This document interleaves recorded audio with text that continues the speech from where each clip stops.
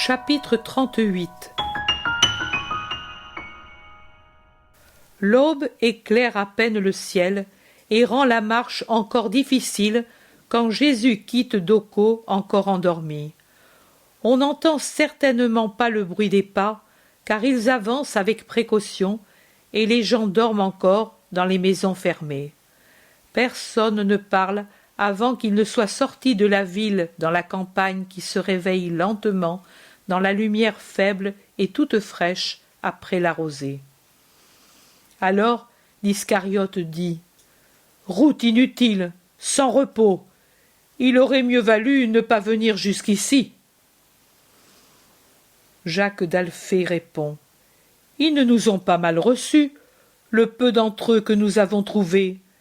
Ils ont perdu leur nuit pour nous écouter et pour aller prendre les malades des campagnes, et cela a été vraiment bien d'être venus. En effet, ceux qui, à cause de la maladie ou d'autre chose, ne pouvaient espérer voir le Seigneur à Jérusalem, l'ont vu ici et ont été consolés par la santé ou d'autres grâces. Les autres, on le sait, sont déjà allés à la ville.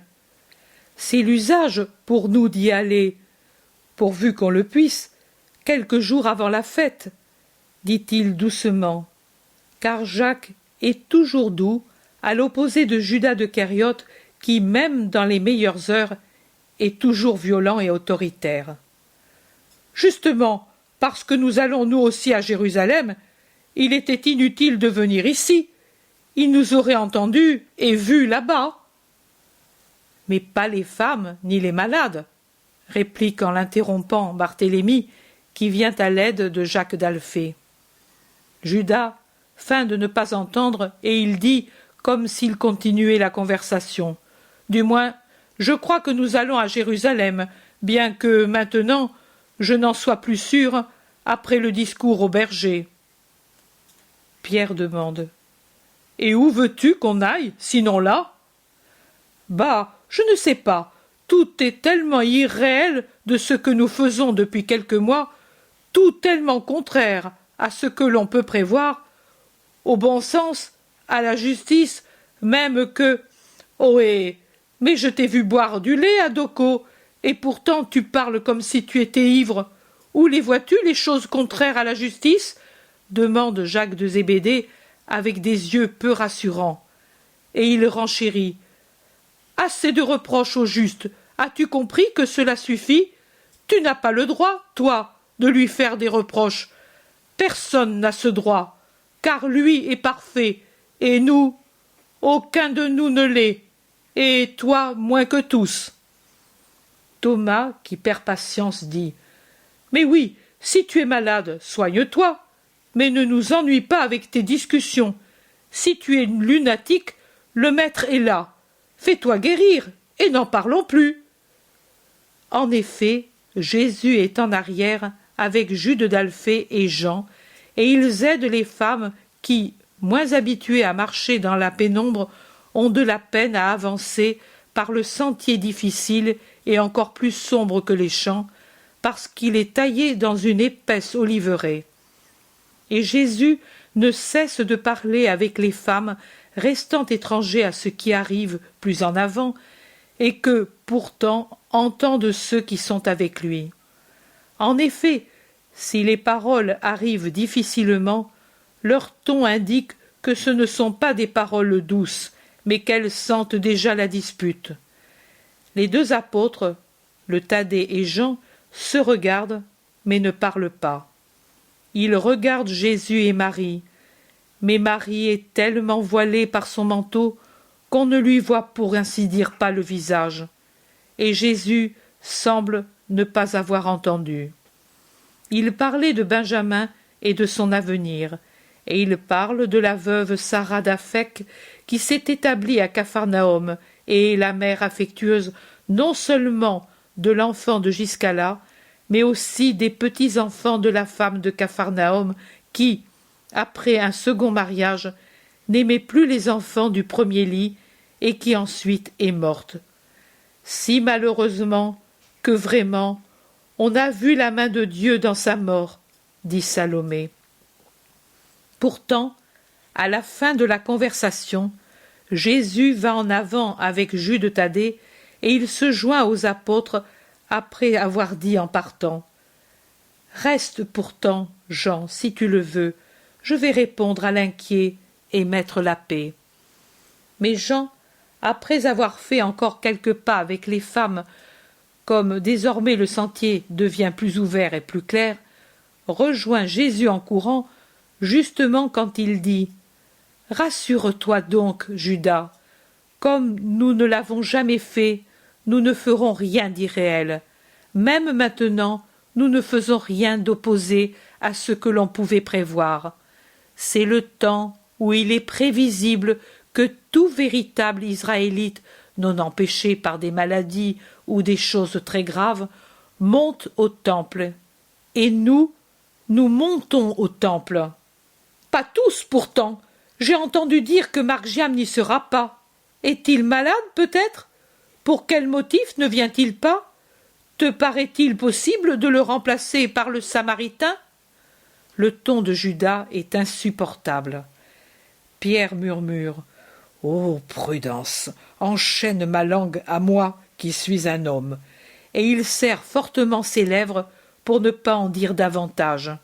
Ses yeux, un peu bovins, ont un regard émouvant, tant y sont visibles l'effort que fait l'homme pour freiner son indignation et sa peine d'entendre Judas parler de cette façon. La présence de Jésus tient tranquille toutes les langues, et c'est seulement lui qui parle pour dire, avec un calme vraiment divin, « Venez un peu en avant, que les femmes n'entendent pas.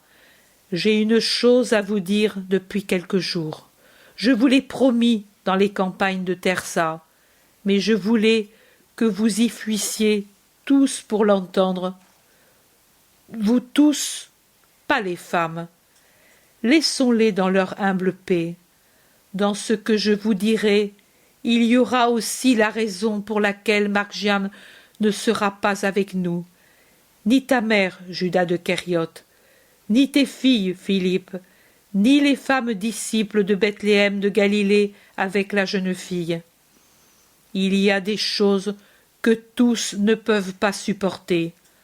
Moi, le Maître, je sais ce qui est bien pour mes disciples et ce qu'ils peuvent ou ne peuvent pas supporter. Même vous, vous n'avez pas la force de supporter l'épreuve, et ce serait une grâce pour vous d'en être exclus. Mais vous devez me continuer, et vous devez savoir combien vous êtes faible pour être ensuite miséricordieux avec les faibles. Vous ne pouvez donc pas être exclus de cette épreuve redoutable qui vous donnera la mesure de ce que vous êtes restés après 3 ans passés avec moi, et de ce que vous êtes devenus après 3 ans passés avec moi. Vous êtes 12, vous êtes venus à moi presque en même temps. Ce n'est pas le petit nombre de jours qui vont de ma rencontre avec Jacques, Jean et André, jusqu'au jour où tu as été accueilli parmi nous, Judas de Kériote, ni à celui où toi, Jacques mon frère, et toi, Matthieu, vous êtes venus avec moi, qui puisse justifier une si grande différence de formation entre vous. Vous étiez tous, même toi, docte Barthélemy, même vous, mes frères, très informes, absolument informes par rapport à ce qu'est la formation dans ma doctrine.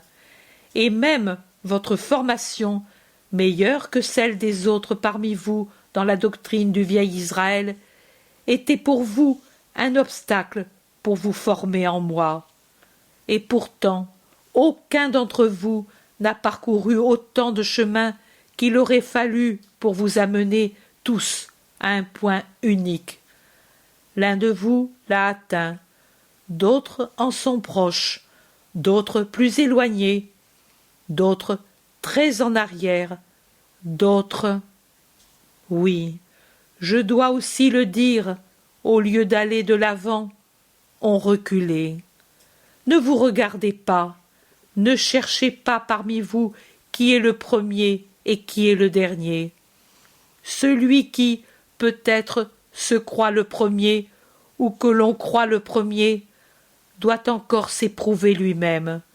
Celui qui se croit le dernier ne va pas tarder de resplendir dans sa formation comme une étoile du ciel.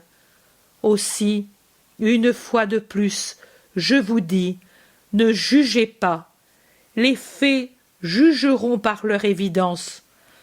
Pour le moment, vous ne pouvez pas comprendre, mais bientôt, vous vous rappellerez mes paroles et vous les comprendrez. André se lamente. Quand? Tu nous as promis de nous dire, de nous expliquer même pourquoi la purification pascale sera différente cette année, et tu nous le dis jamais. C'est de cela que j'ai voulu vous parler, parce qu'aussi bien ces paroles que je vais vous dire que les autres sont une chose unique qui a sa racine dans une unique chose. Nous, voilà, nous allons monter à Jérusalem pour la Pâque, et là s'accompliront toutes les choses dites par les prophètes qui concernent le Fils de l'homme. En vérité, comme l'ont vu les prophètes, comme déjà il est dit dans l'ordre donné aux Hébreux d'Égypte, comme il fut ordonné à Moïse dans le désert, l'agneau de Dieu va être immolé, et son sang va laver les huisseries des cœurs, et l'ange de Dieu passera sans frapper ceux qui auront sur eux, et avec amour, le sang de l'agneau immolé, qui va être élevé comme le serpent de métal précieux sur la barre transversale, pour être un signe à ceux qui sont blessés par le serpent infernal, pour être le salut à ceux qui le regarderont avec amour. Le Fils de l'homme, votre Maître Jésus, va être livré aux mains des princes, des prêtres, des scribes et des anciens, qui le condamneront à mort et le livreront aux gentils pour qu'il soit livré au mépris.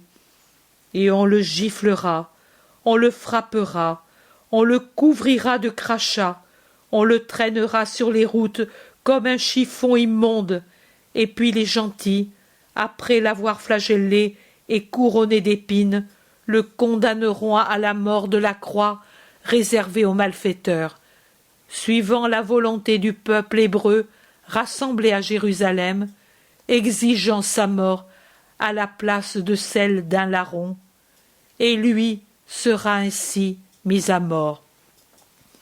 Mais comme il est dit dans les signes des prophéties, après 3 jours, il ressuscitera. Voilà l'épreuve qui vous attend, celle qui montrera votre formation. En vérité, je vous le dis, à vous tous qui vous croyez assez parfaits pour mépriser ceux qui n'appartiennent pas à Israël, et même pour mépriser beaucoup de notre propre peuple, en vérité, je vous dis que vous, la partie élue de mon troupeau, une fois le pasteur pris, serez saisis par la peur, et vous vous débanderez en fuyant, comme si les loups qui me saisiront de toutes parts se tournaient contre vous. Mais je vous le dis, ne craignez pas, on ne touchera pas un cheveu de vos têtes. Moi, je suffirai pour rassasier les loups féroces.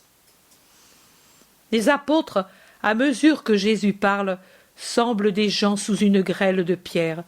Ils se courbent même de plus en plus à mesure que Jésus parle. Et quand il termine, « Et ce que je vous dis est désormais imminent. Ce n'est pas comme les autres fois où il y avait du temps avant l'heure. Présentement, l'heure est venue. Je vais être donné à mes ennemis et immolé pour le salut de tous. Et ce bouton de fleur n'aura pas encore perdu ses pétales, après avoir fleuri, que je serai déjà mort. Les uns se cachent le visage de leurs mains, d'autres gémissent comme si on les avait blessés. L'Iscariote est livide, littéralement livide. Le premier à se ressaisir, c'est Thomas qui proclame « cela ne t'arrivera pas, car nous te défendrons ou nous mourrons avec toi, et ainsi nous montrerons que nous t'avions rejoint dans ta perfection et que nous étions parfaits dans ton amour. » Jésus le regarde sans parler. Barthélemy dit, après un long moment de réflexion, « Tu as dit que tu seras livré, mais qui peut te livrer aux mains de tes ennemis? Ce n'est pas dit dans les prophéties. Non, ce n'est pas dit. Ce serait trop horrible qu'un de tes amis, un de tes disciples, un de ceux qui te suivent, même le dernier de tous, te livre à ceux qui te haïssent. Non, quelqu'un qui t'a entendu avec amour, même une seule fois, ne peut commettre ce crime. Ce sont des hommes, pas des fauves, pas des satans. Non, mon Seigneur, et même ceux qui te haïssent ne le pourront pas. Ils ont peur du peuple, et le peuple sera tout entier autour de toi. » Jésus regarde aussi Nathanaël et ne parle pas. Pierre et le zélote n'arrêtent pas de parler entre eux. Jacques de Zébédée adresse des paroles de reproche à son frère qu'il voit calme. Et Jean lui répond, « C'est parce que je sais cela depuis 3 mois. » Et 2 larmes coulent sur son visage. Les fils d'Alphée parlent avec Matthieu qui secoue la tête, découragé. André s'adresse à l'Iscariote. « Toi qui as tant d'amis au temple !»« J'en connais Anna en personne, » réplique Judas, et il termine. « Mais que peut-on y faire? Que veux-tu que puisse une parole d'homme si c'est ainsi marqué ?» ?»« Tu le crois vraiment ?» demandent ensemble Thomas et André. « Non, moi je ne crois rien. Ce sont des alarmes inutiles. Barthélemy le dit bien, tout le peuple sera autour de Jésus. On le voit déjà par ceux que l'on rencontre, et ce sera un triomphe. Vous verrez qu'il en sera ainsi. » »« Mais alors, pourquoi lui ?» dit André en montrant Jésus, qui s'est arrêté pour attendre les femmes. « Pourquoi le dit-il? Parce qu'il est impressionné, et parce qu'il veut nous éprouver. Mais il n'arrivera rien. Du reste, moi j'irai. »« Oh oui, va te rendre compte, » supplie André. Ils se taisent, car Jésus les suit de nouveau, se trouvant entre sa mère et Marie d'Alphée. Marie a un pâle sourire parce que sa belle-sœur lui montre des graines prises je ne sais où et lui dit qu'elle veut les semer à Nazareth après la Pâque, justement près de la petite grotte si chère à Marie. « Quand tu étais petite, je te vois toujours avec ces fleurs dans tes menottes. Je les appelais les fleurs de ta venue. En effet, quand tu es née, ton jardin en était plein, et ce soir-là, quand Nazareth tout entière est accourue pour voir la fille de Joachim, les touffes de ces petites étoiles n'étaient qu'un diamant à cause de l'eau qui était descendue du ciel et du dernier rayon du soleil qui, depuis le couchant, les frappait. Et comme tu t'appelais étoile, tout le monde disait, en regardant la multitude de ces petites étoiles brillantes, « Les fleurs se sont parées pour faire fête à la fleur de Joachim, et les étoiles ont quitté le ciel pour venir près de l'étoile. » Et tous souriaient, heureux du présage et de la joie de ton père. Et Joseph, le frère de mon époux, dit « Étoiles et gouttelettes, c'est vraiment Marie. Qui lui aurait dit alors que tu étais destinée à devenir son étoile, quand il revint de Jérusalem, choisi pour être ton époux?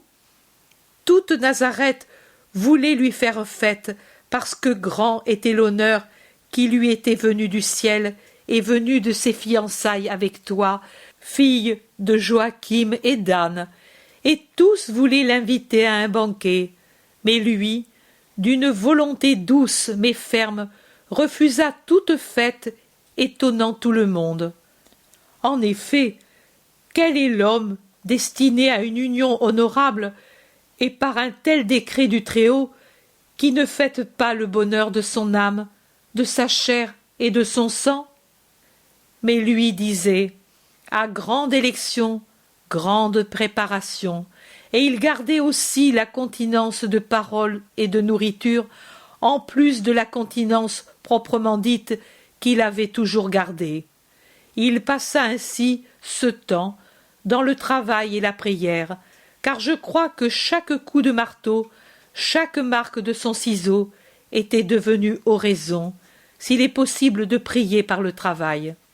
Son visage était comme extatique. Moi, j'allais ranger la maison, blanchir les draps, et toutes choses laissées par ta mère, et que le temps avait jauni, et je le regardais pendant qu'il travaillait dans le jardin et la maison, pour les refaire beaux, comme si jamais il n'avait été à l'abandon. Et je lui parlais aussi. Mais il était comme absorbé. Il souriait, mais ce n'était pas à moi ni à d'autres, à sa pensée qui n'était pas, non, la pensée de tout homme près de ses noces. Cette dernière est un sourire de joie maligne et charnelle. Lui paraissait sourire aux anges invisibles de Dieu, parler avec eux et leur demander conseil. Marie d'Alphée poursuit. Oh, je suis bien certaine que les anges lui indiquaient comment te traiter, parce que, autre étonnement de Nazareth tout entière, et presque de l'indignation de la part de mon Alphée, il recula les noces le plus possible, et on ne comprit jamais comment, à l'improviste, il se décida avant le temps fixé. Et aussi, quand on sut que tu étais mère, comme Nazareth s'étonna de sa joie contenue. Mais même mon Jacques est un peu ainsi, et il le devient de plus en plus, maintenant que je l'observe bien. Je ne sais pourquoi, mais depuis que nous sommes venus à Éphraïm, il me paraît tout changé. Je le vois ainsi, absolument comme Joseph. Regarde-le maintenant aussi, Marie, alors qu'il se retourne encore pour nous regarder. N'a-t-il pas l'air absorbé, si habituel en Joseph, ton époux? Il a ce sourire dont on ne sait dire s'il est triste ou lointain. Il regarde, et il a ce regard prolongé, au-delà de nous, qu'avait si souvent Joseph. Te souviens-tu comment Alphée le taquinait? Il disait « Frère, tu vois encore les pyramides ?» Et lui secouait la tête sans parler, patient et secret en ses pensées. Toujours peu bavard. Mais après que tu es revenu d'Hébron, il ne venait même plus seul à la fontaine comme il le faisait auparavant et comme tous le font. Ou avec toi, ou à son travail, et sauf pour le sabbat à la synagogue, ou quand il se rendait ailleurs pour affaires, personne ne peut dire qu'il ait vu Joseph aller çà et là pendant ces mois. Puis, vous êtes partis. Quelle angoisse de ne plus rien savoir de vous après le massacre. Alphée se rendit jusqu'à Bethléem. Parti, dirent-ils, mais comment croire, quand on vouait à mort dans une ville encore rouge du sang innocent, et où fumaient les ruines, et où on vous accusait, que c'était à cause de vous que ce sang avait été répandu. Il alla à Hébron, et puis au temple, car Zacharie était de service. Élisabeth ne lui donna que des larmes, Zacharie des paroles de réconfort. L'un et l'autre, angoissés pour Jean, craignant de nouvelles atrocités, l'avaient caché et tremblaient pour lui. De vous, il ne savait rien. Et Zacharie dit à Alphée, « S'ils sont morts, leur sang est sur moi, car c'est moi qui les ai persuadés de rester à Bethléem. Ma Marie, mon Jésus, qu'on avait vu si beau à la Pâque qui suivit sa naissance, et ne savoir rien pendant si longtemps. Mais pourquoi jamais une nouvelle? Parce qu'il valait mieux se taire.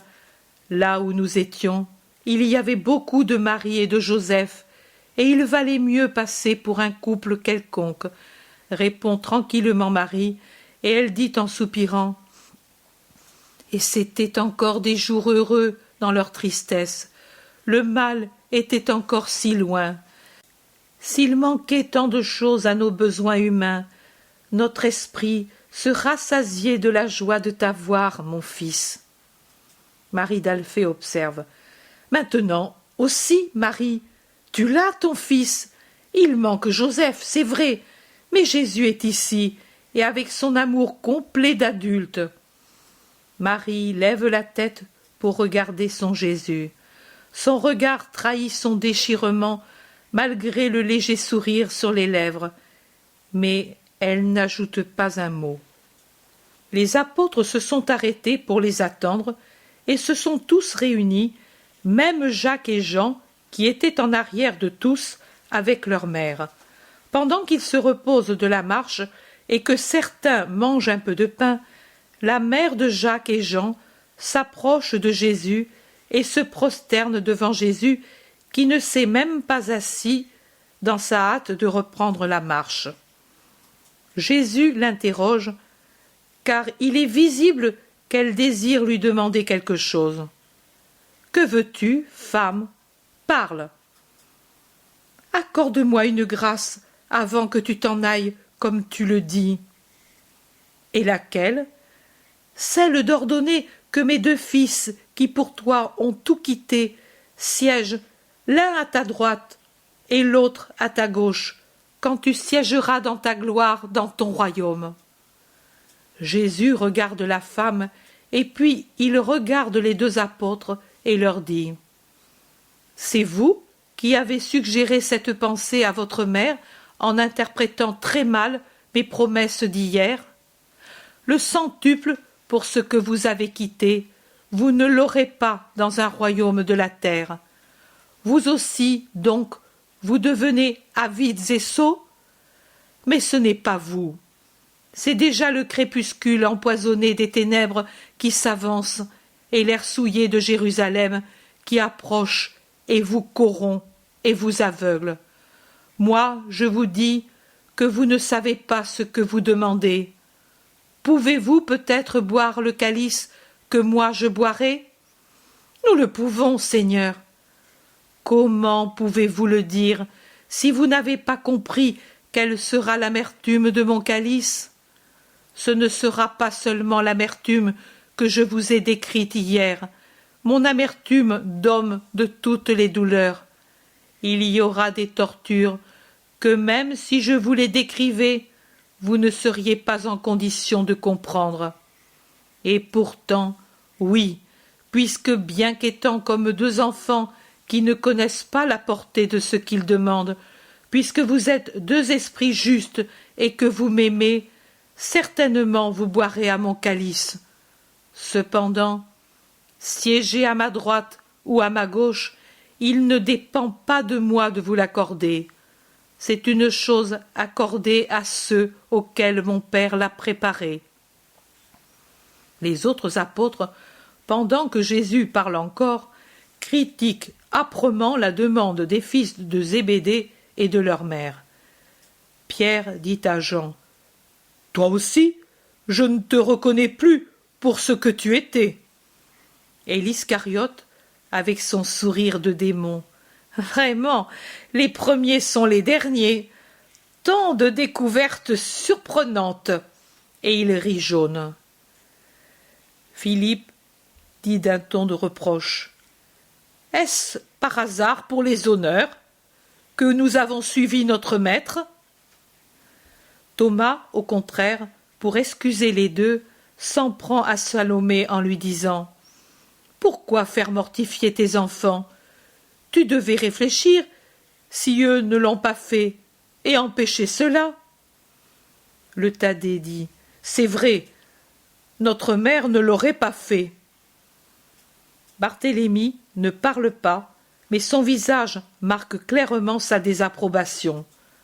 Simon le Zélote dit, pour calmer l'indignation : « Nous pouvons tous nous tromper. » Matthieu, André et Jacques d'Alphée ne parlent pas, mais visiblement ils souffrent de l'incident qui entache la belle perfection de Jean. Jésus fait un geste pour imposer le silence et il dit « Et quoi? D'une erreur va-t-il en venir un grand nombre? Vous qui exprimez des reproches indignés, ne vous apercevez-vous pas que vous péchez vous aussi? Laissez tranquilles vos deux frères. Mon reproche suffit. Leur humiliation est visible, leur repentir humble et sincère. Vous devez vous aimer entre vous, vous soutenir mutuellement, car en vérité, aucun d'entre vous n'est encore parfait. Vous ne devez pas imiter le monde et les hommes qui en font partie. Dans le monde, vous le savez, les chefs des nations les dominent et les grands exercent sur elles leur autorité au nom du chef. Mais parmi vous, il ne doit pas en être ainsi. Vous ne devez pas avoir la prétention de dominer les hommes, ni vos compagnons. Au contraire, que celui qui parmi vous veut devenir plus grand se fasse votre ministre, et que celui qui veut être le premier se fasse le serviteur de tous, comme l'a fait votre maître. Suis-je venu par hasard pour opprimer et dominer? Pour être servi? Non, en vérité, non. Je suis venu pour servir. Et de même que le Fils de l'homme n'est pas venu pour être servi, mais pour servir et pour donner sa vie pour racheter un grand nombre, ainsi vous devrez savoir faire si vous voulez être comme je suis et où je suis. Maintenant, allez et soyez en paix entre vous, comme je le suis avec vous. » Jésus me dit « Marque fortement le poing. Vous boirez certainement à mon calice. » Dans les traductions, on lit « mon calice ». J'ai dit « à mon calice » et non pas « mon calice ». Aucun homme n'aurait pu boire mon calice. Moi seul, le Rédempteur, j'ai dû boire mon calice tout entier. À mes disciples, à mes imitateurs et à ceux qui m'aiment, il est certainement permis de boire à ce calice où j'ai bu, une goutte, une gorgée, ou les gorgées que la prédilection de Dieu leur permet de boire. Mais jamais personne ne boira le calice tout entier comme je l'ai bu. Il est donc juste de dire « à mon calice » et non pas « mon calice ».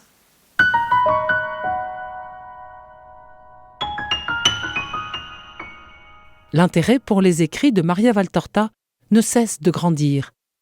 Et les fruits récoltés, vocation, conversion, sont immenses. Visionnaire de la vie du Christ, de la conception de Marie jusqu'au début de l'Église, sa description des personnages, de leur psychologie, la précision des lieux où ils évoluent, des coutumes et mœurs de l'époque, est proprement sidérante et à ce jour inégalée.